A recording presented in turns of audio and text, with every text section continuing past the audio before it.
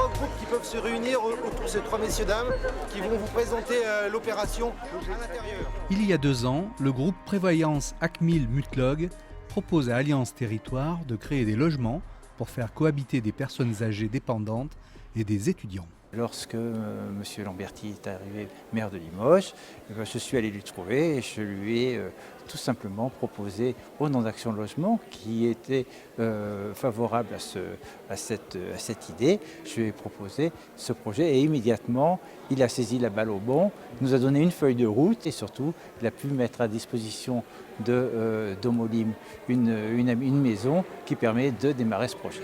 C'est une expérimentation dont on tirera des enseignements, mais en même temps, c'est quelque chose qui va se développer. Et là, l'action politique est positive parce qu'elle lance de manière concrète, efficace et réelle un chantier qui est un chantier dont notre société a besoin pour apporter des réponses à des besoins de population. Ce qu'on nous demande aussi, c'est de répondre à des besoins liés à l'habitat et non plus forcément au logement, et notamment comme ce projet-là, qui correspond à des logements pour les personnes âgées qui ne peuvent plus rester dans leur logement dit traditionnel et qui ont besoin d'un accompagnement à la fois à travers des services, mais aussi à travers un logement adapté à leurs problématiques vieillissantes.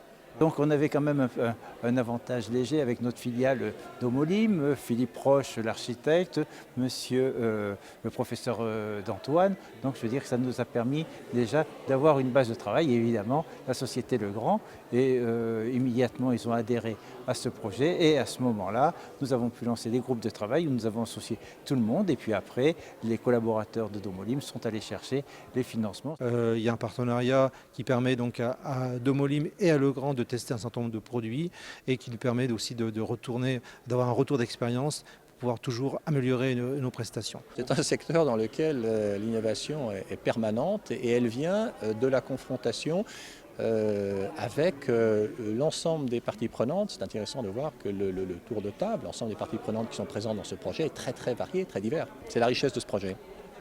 Personnellement, j'ai l'expertise sur ce thème qui date depuis 5 ans, avec une résidence qui s'appelle la résidence Jean-Pierre Verspiren à Couzex, où on avait établi à l'époque le premier des cahiers des charges domotique avec Legrand, une cahier des charges des équipements qu'il faudrait donc prescrire dans l'optique de faire du maintien à domicile pour les personnes âgées. L'accessibilité des bâtiments, des logements, c'est une loi en France.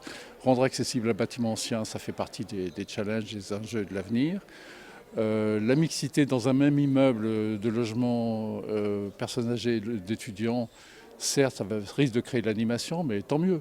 Ce n'est pas une recherche d'isolement, bien au contraire, mais une recherche d'échange, de partage entre plusieurs générations, dont les personnes âgées sont toujours ravies d'avoir un environnement jeune autour d'elles. Il ne faut pas croire qu'elles sont sujettes à vouloir s'isoler, ou bien au contraire. Voilà. Et c'est bien l'optique de ce projet.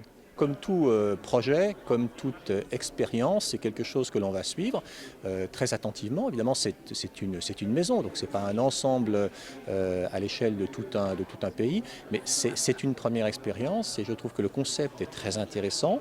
Il faudra peut-être l'élargir.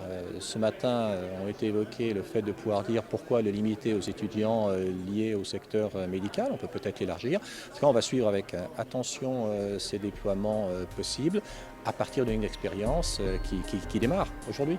Le projet devra être achevé durant l'été 2017. Ce bâtiment offrira 5 appartements indépendants de type 2 pour les seniors et un appartement de type 4 en colocation pour les étudiants. La Mutualité Française Limousine assurera la mise en location des logements et la gestion des étudiants salariés.